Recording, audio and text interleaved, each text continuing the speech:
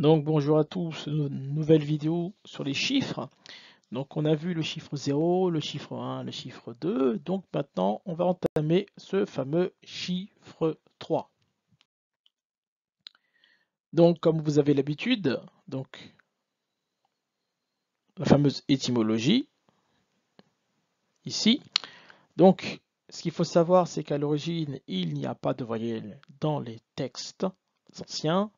Ici, tel que la Toula, c'est-à-dire la Torah, tel que Kulumuna, c'est-à-dire le Coran, et tel également les hiéroglyphes.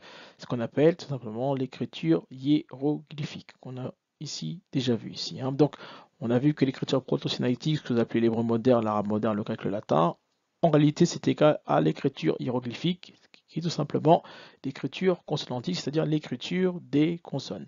Donc, on a fait un dictionnaire étymologique ici.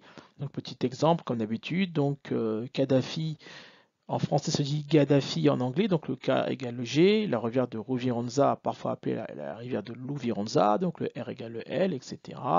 Le C égale le K, etc. etc. Donc ça c'est quelque chose qu'on a l'habitude de faire, c'est quelque chose de assez simple pour les lexicologues, ok, et pour nous également étymologistes. Ok.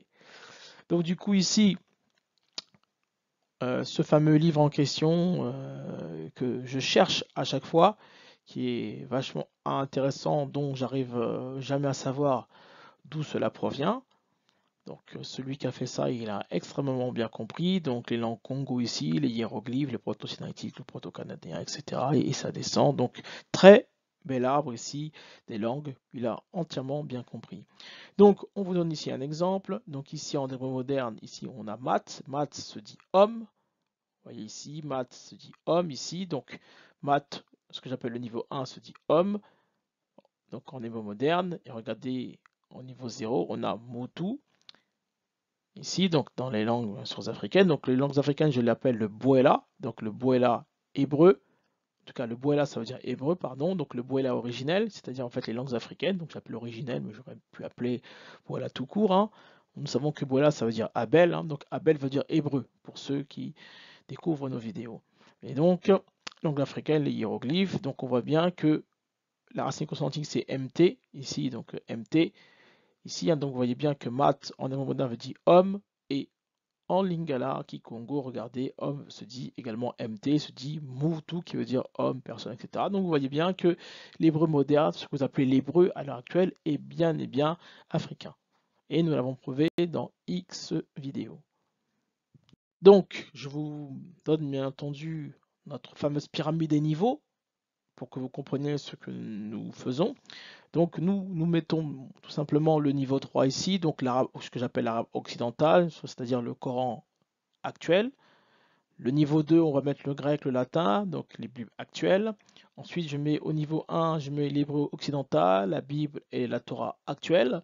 Et bien sûr, le niveau bien sûr le plus haut, le niveau supérieur, le niveau absolu, ce qu'on a déjà vu, le niveau 0, ce qu'on appelle le niveau 0, c'est le bouela africain, c'est-à-dire les hiéroglyphes, le kikongo, tout simplement les langues africaines de manière générale.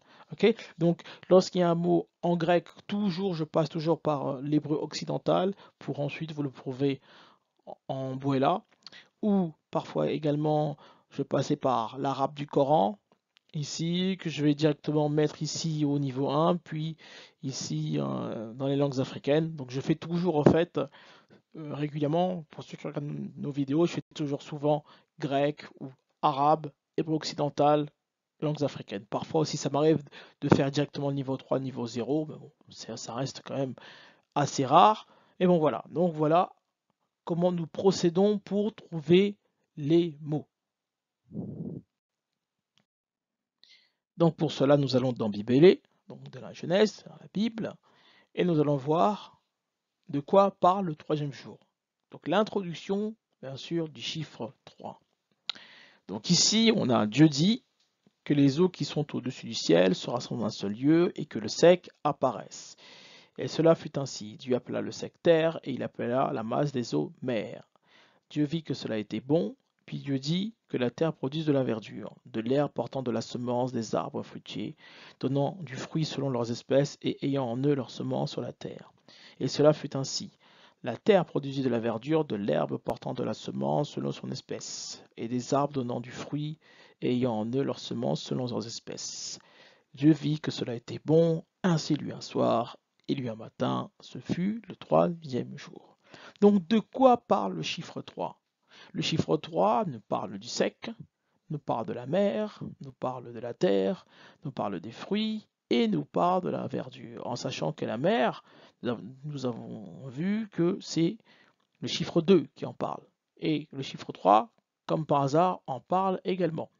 Okay, donc ici, très très intéressant. Donc en fait, on voit bien qu'il y a toujours une introduction par rapport au chiffre précédent. Donc là, on va vérifier, est-ce que c'est vrai ça? Est-ce que le chiffre 3, ça correspond à cela? C'est ce que nous allons tout simplement vérifier. Donc allons voir en hébreu moderne ce qui est marqué dans Bibélé. Regardez, ici Eretz se dit terre, territoire, sol. Eretz. Et regardez comme par hasard, l'arbre se dit Etz. Donc alors c'est chromatique TS. Et là on voit directement en réalité que les deux en réalité veulent dire la même chose. Ici, regardez. Et c'est ce que nous allons vous prouver ici. Donc, souvenez-vous que le K égale le C égale le G égale le H. Donc, on vous donne un exemple. Donc, ici, Kadhafi, qu'a donné Gaddafi. Le K égale le C, donc Congo, Congo. Et ici, regardez ici, le H ici, c'est comme si il est égal au C, ici. Parce que dans d'autres langues, on écrit Christian comme celui-ci. En fait, c'est comme si le H ici est égal au C. Donc, du coup, le H égale le K. Ok? Et ici, on dit Khaled en français, et les Arabes actuels disent Khaled. Donc, du coup, on se retrouve avec quoi? On se retrouve avec Eretz. Eretz, la racine quantique, c'est RTS. On sait que le R égale le H, ici, hein, donc le K égale le R, donc le R égale le H, ça nous donne HTS. Le H, on peut l'enlever, ce qui donne TS, pardon, qui a donné Etz. Donc en réalité, Eretz et Etz, en réalité, s'écrivent pareil. Mais à l'heure actuelle, les lexicologues auront du mal, tout simplement, avec ceci, car tout simplement, nous ne le répétons jamais assez, Bibélé, ou ce que vous appelez la Bible, est écrit dans les langues africaines. Et là, nous venons tout simplement de le prouver que Eretz et Etz, en réalité, sont tout simplement reliés par la langue. Et maintenant, quand on va bien entendu dans le dictionnaire africain, dans les langues africaines, regardez maintenant quand on dit 3, on dit Misato, Misatu, Isato. Donc directement, on voit la traduction ici, ça nous fait directement penser à Satan. Et regardez ici, une Tatu, 3 personnes, Trinité, ici. Nous avons Tse, le sol, le dessous par terre, dessous seulement que, ce qui est en bas, le Tse, un Tsati, variété de l'arbre. Le fruit de cet arbre, le fameux fruit de cet arbre, le fruit défendu. Ici, regardez la racine N, ST, donc comme par hasard, la racine de Satan. Ok? Ici, une satou, la faim, l'appétit, le désir, l'aspiration, le temps de la famine. On continue, une zété, mouetté, nzété, l'arbre, le bâton, le sceptre, la racine N, ZT. Ici, une tatou, souci, pitié, clément, chagrin. Tantou, l'ennemi, l'adversaire, l'antagoniste. Tantou, l'ennemi, l'intimité, le haineux, le répugnant. Regardez ici, Mboutete, l'astre, l'étoile, Mboutete, en sachant que le MB, on sait que c'est nasal. Donc Tete, Mboutete, regardez le TT ici, c'est en rapport ici avec le 3, ici, hein, en sachant que Satan est souvent appelé l'astre du matin. Alors, regardez ici, hein, donc l'introduction ici. Regardez ici. Comment les langues africaines parlent. Toto, la terre, le terrain, la couche supérieure, le pays, le sol, etc. La racine NTT ou la racine TT, la racine NKS ou KS. On a regardé une Kissi, le fétiche, la sorcellerie, l'enseignement, la force magique, le sortilège, le charme, la maladie, etc. On est en train de vous expliquer que le 3, son rôle, c'est-à-dire Satan finalement, son rôle, le charme, la maladie, le fétiche, la sorcellerie. Donc c'est pour ça que finalement on comprend pourquoi Satan a charmé Ève. Ok? Regardez ici, Kisu, l'essence d'arbre. Kisun, Kita, la tromperie. Et regardez ici, Kita, également l'eau. Qu'est-ce qu'on a dit lorsqu'on vous a dit le chiffre 3? On vous a également parlé de l'eau. On vous explique ici. Regardez ici, Tetembo, l'étoile, l'astre. Qu'est-ce qu'on en conclut assez facilement? Que la racine consonantique NTT, TNT, ST, NST. Si on retourne bien entendu les consonnes, donc souvenez-vous, ce sont les hiéroglyphes, gauche, droite, droite, gauche, au milieu à droite, au milieu à gauche, c'est la même chose, ça nous donne Satan, donc le chiffre 3. Et ça nous donne également 7, le fameux du rouge, 7, la racine antique ST qui est là. Ok, la fameuse racine, la racine consonantique, consonantique ST, ici qui est présente. Hein. Donc du coup ici, au niveau 0, on a trouvé dans la langue africaine donc une ZT, un C, ici, hein, donc l'arbre, le sol, le bâton, le sceptre, la canne, ici. Donc la racine c'est NS ou NZT, en sachant que le S égale le Z ou le S égale le T. Hein. Donc c'est nasal, on peut enlever le N, ce qui nous donne ZT. On retourne, ce qui nous donne TS. Z égale T ou T égale S, peu importe comment vous le prenez, ça nous donne ETS, ici en grec. Pas en grec, pardon, en hébreu moderne. Et ici, le fameux Nkisu, au niveau 0, le fameux Nkisu, l'essence d'arbre, ici, hein, NKS. Donc le N est nasal, on peut l'enlever, c'est qu'il ne reste qu'à S. Ok, donc le KS ici, ça nous a donné Eretz. Ici, Eretz. Sachant que le K égale le R, le S égale le S, le T que vous l'enlevez, que vous le mettez, ça veut dire la même chose. Ok, donc le T, on peut l'enlever comme on peut le mettre. Donc c'est pour ça qu'ici, on l'a rajouté, ici, et ça nous a donné Eretz, ici. Hein. Donc, qu'est-ce qu'on comprend? On comprend que le chiffre 3 est en rapport avec Satan, et c'est également en rapport avec l'arbre. Donc, en réalité, le territoire de Satan, c'est l'arbre, c'est la terre, c'est la Trinité, c'est le fruit défendu. Tout ça, tout simplement, c'est l'histoire de celui qu'on appelle Satan, ou Seth dans l'égyptologie.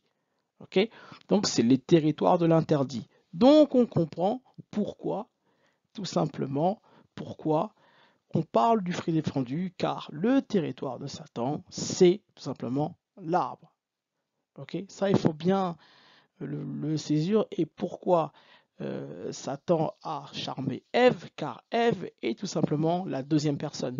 Donc, il ne pouvait que charmer Ève, car Ève est sa précédente, tout simplement, et non pas Adam, parce que Adam c'est le premier, Ève c'est la deuxième, et Satan c'est le troisième, en réalité. Hein. Ok.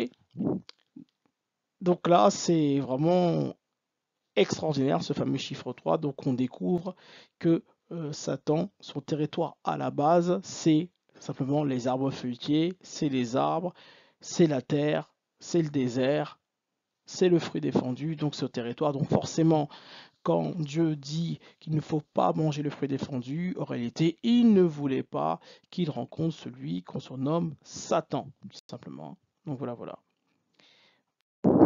Donc on est parti voir en hébreu moderne Satan, donc vous voyez ici, donc Satan ici, hein, qui veut dire adversaire ennemi. Et dans les langues africaines, on l'a déjà vu, on a ajouté un peu de dictionnaire. Donc regardez, mon tantou ennemi, Kitou l'ennemi, tantou l'ennemi, l'intimité, les nuls, répugnants, etc. Ok. Donc du coup, ce qui nous donne la racine consonantique NTT ou TT ici, qui nous donne ici STN, ici, hein, en sachant que le T égale le S.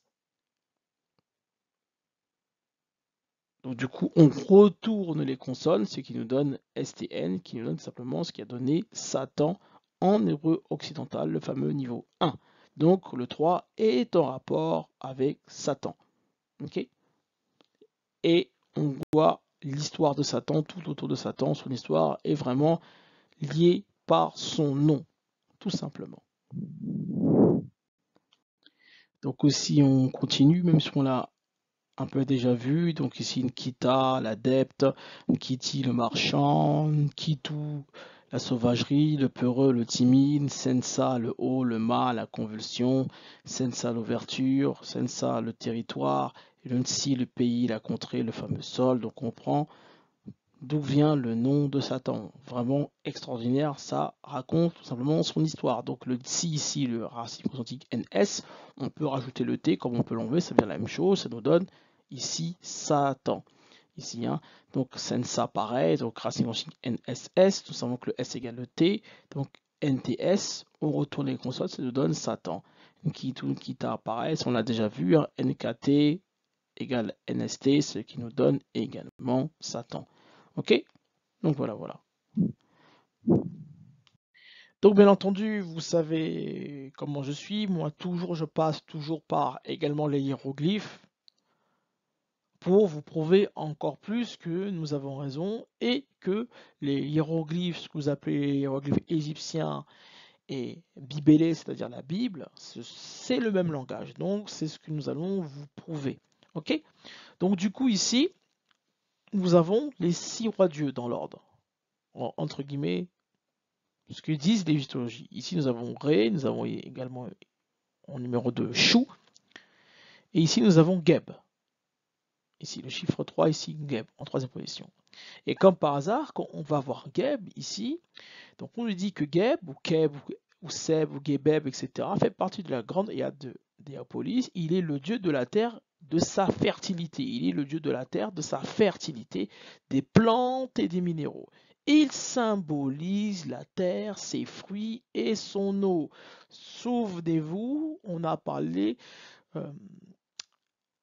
pour le chiffre 3 de l'eau. Et regardez ici, on nous dit il symbolise la terre, ses fruits et son eau, comme par hasard. Okay, laissant à sa sœur Nout au royaume des cieux, il est responsable des nourritures terrestres, etc. Donc on voit bien, on voit bien qu'il a les mêmes fonctions, en tout cas, il a les mêmes fonctions que le chiffre 3, comme par hasard, dans la Bible. Ici, nous avons 7. Ici, et regardez ici, 7. Ici, on nous dit que c'est le dieu du désert. Ici, et on dit c'est le dieu du désert et de l'aridité, de la violence et du mal. Ici, regardez ici. Donc ici, si on pouvait représenter le chiffre 3 pour ceux qui représentent le désert, le fruit, l'arbre et l'eau, on voit bien qu'il y a Geb ici, qui remplit bien cette fonction, et nous avons ici 7, ici, hein, qui remplit également cette fonction. Okay, donc nous allons voir si Geb et 7, même si on l'a déjà vu 7, nous avons vu que 7 c'est correct, c'est directement bon, mais on va voir plutôt ici Geb. Est-ce que Geb est en rapport également avec le chiffre 3? Donc, petit coup d'égyptologie, ce que j'adore. Donc ici, Geb, c'est composé de G38 plus D58. Okay, donc ici, nous avons une oie en G38 et ici, en D58, nous avons un pied. Okay, donc pour l'égyptologie, G38 plus D58, ça donne GB plus B. Donc ici, GB plus B, ce qui nous donne Geb. Okay, nous, ce qu'on dit, c'est que G38 égale D58. Donc quand vous dites Geb, en réalité, loi est égale à D58. Okay, c'est pas ça plus ça, c'est ça égale ça. Là, c'est différent. Okay, ça veut dire quoi? Ça veut dire que le mot qui est composé Geb, en réalité, pour l'égyptologie, c'est GB plus B. En réalité, c'est GB égale GB ou B égale B. Okay, donc ça fait GBB égale GBB. Donc en fait, c'est comme si le pied avec loi, en réalité, il faut trouver le mot qui fait que loi va avec le pied. Donc le pied tout seul, en réalité, quand vous mettez le pied tout seul, ça veut dire un autre mot. Mais lorsque le mot vous le combinez avec autre chose, ce mot veut dire autre chose. C'est ça en fait ce qu'il faut comprendre dans les hiéroglyphes. Okay, donc quand les hiéroglyphes sont assemblés, ça veut dire qu'on vous donne l'idée qu'on veut que le mot à quoi ressemble. Et non pas ça plus ça. C'est ça égale ça. Donc c'est l'ensemble des hiéroglyphes qui sont ensemble qui font le mot. Ok? Donc c'est G38 égale D58. Ok? Donc ça, c'est ce que nous allons chercher. Donc ici, on a D58. Donc nous, on dit que ça égale le pied. Mais on comprend directement que le pied, c'est le sol. Donc le sol, c'est la terre. Et le pied, c'est également planté. Ok, donc le pied, quand vous touchez le pied, vous avez le pied, mais le pied touche le sol. Le sol, c'est la terre. Et la terre, c'est également planté. Ok. Et ici, projet 38, nous disons que c'est loi. Ils ont entièrement raison. Mais qu'est-ce que c'est une noix? Une noix, c'est la mer. Ok. Donc souvenez-vous comment déchiffrer un hiéroglyphe. Ce sont les yeux qui vont vous dire quoi regarder. Okay, c'est-à-dire qu'il faut que la bouche soit égale à l'œil. Souvenez-vous, la parole est égale à ce que vous voyez. En réalité, c'est ça les hiéroglyphes, c'est qu'on vous indique un dessin, entre guillemets, qui, de par votre imagination, sera toujours vrai. En fait, c'est ça réellement la puissance des hiéroglyphes. C'est-à-dire que tout ce que vous allez penser sera forcément vrai. C'est ça, en fait, la puissance du hiéroglyphe. Et c'est ce que nous allons vérifier. Regardez maintenant comment les langues africaines vont s'exprimer. C'est vraiment incroyable. Donc là, on vous a mis ici D58 le pied et ici nous avons mis l'oie ici. Regardez ici maintenant. Mpati, la forêt, le bois. Ok, donc Mpati. Mpatou, le canard, l'oie. Mpatou, le jardin, le champ, le terrain, cultivé, ferme propriété murale. Est-ce que vous avez compris ce que nous sommes en train de faire? Je pense que vous n'avez pas encore saisi. Et regardez ici, on a sapatou, sapatou, sapatou. Et regardez ici la liaison qu'il y a entre la chaussure et l'oie. Ici, regardez ici le pied et l'oie. Ici, regardez ici sapatou. Et ici, nous avons patou. Regardez. Et là, qu'est-ce qu'on voit? On voit que ça a la même racine consonantique. En sachant, souvenez-vous, que le M égale le H. C'est-à-dire que c'est une étude nasale qu'on peut enlever. Nous savons aussi également que le H égale le S. Souvenez-vous, quand vous dites par exemple je sens, vous l'écrivez S-E-N-S, vous voyez bien que le S n'est pas prononcé. Donc le S égale le H. Ok, donc le M, le N et le S sont égaux. Et regardez, même si c'est quelque chose que nous savions, là, c'est vérifié. Et regardez ici, nouvelle étymologie trouvée, même si on le savait déjà. Donc c'est pour ça que je vous l'ai mis ici. Regardez. Et regardez ici maintenant. Kobi talon. Regardez ici. Kobi talon. Et regardez maintenant ici. Kobi, la dureté. Ah là là, la dureté, la ténacité. Kobi. Kobi, le talon. Ici, la ténacité. Donc, on nous indique que le pied, ça veut dire quelqu'un qui est tenace. Et regardez maintenant. Kobe, personne ou animal de forte taille. Loi, fortement musclé, bien bâti. Mais ça correspond à quoi? Ça correspond à loi. Donc on comprend pourquoi le hiéroglyphe des 58 et G38 est relié, car on veut nous dire que il faut que le pied soit égal à G38. Et donc, du coup, ce qui nous donne ici Kobi, la racine KB. Et regardez ici, Koba, épais, gros, fort, massif, volumineux, obèse, corpulent, serré, compact. En fait, c'est loi ici. Ok, donc ici, on veut nous dire que c'est quelqu'un qui est robuste. Ici, des 58, G38. Donc la fameuse racine KB. Donc, on comprend pourquoi on l'appelle Geb. Tout simplement, car c'est son nom. Donc là, on vient de vous prouver que l'égyptologie a raison de dire Keb. Et regarde ici, nous l'avons prouvé. Ici, hein. Mais son nom peut également dire Mpati ou Sapatu ici, hein, donc la racine SPT ou la racine MPT, qui est tout simplement l'introduction de celui qu'on appelle Satan ici. Ok, donc on voit maintenant la cohésion qu'il y a entre Satan ici, Mpatu, Sapatu et Kobi ici. Donc en réalité, quand on parle de Geb, on parle également de Satan. Les deux sont reliés également. Okay, donc c'est très très important de comprendre cela, que Geb est égal en réalité à Satan. Regardez ici, donc Koba, Kobi, donc D58 égale G38, donc le KB égale GB, donc ici au niveau 0, c'est-à-dire le bola dans la langue africaine, ça veut dire la dureté, la ténacité ici. Ici, Mpatu, Sapatu, donc la racine continue c'est MPT, SPT, la chaussure, l'oie, la forêt. Donc on comprend ici que le fameux Keb ou Geb, peu importe quand vous l'appelez, D58 et G38 sont reliés par l'égyptologie. Et donc Keb, c'est Satan à l'origine. Donc on comprend que Satan, à la base, son territoire, c'est également l'arbre et les fruits.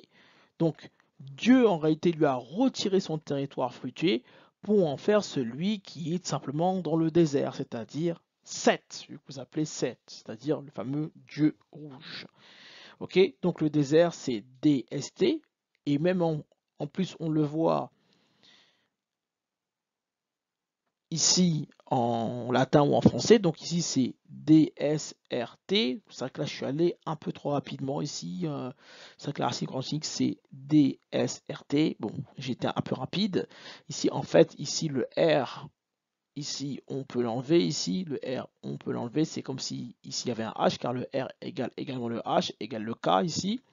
Donc ici, je l'ai enlevé directement ici, donc ça donne DST. Et donc même dans le latin ici, donc dans le terme désert, on retrouve tout simplement Satan, donc DST, qui a donné SST, STN, Satan, ou également celui qu'on appelle Seth ici. Hein.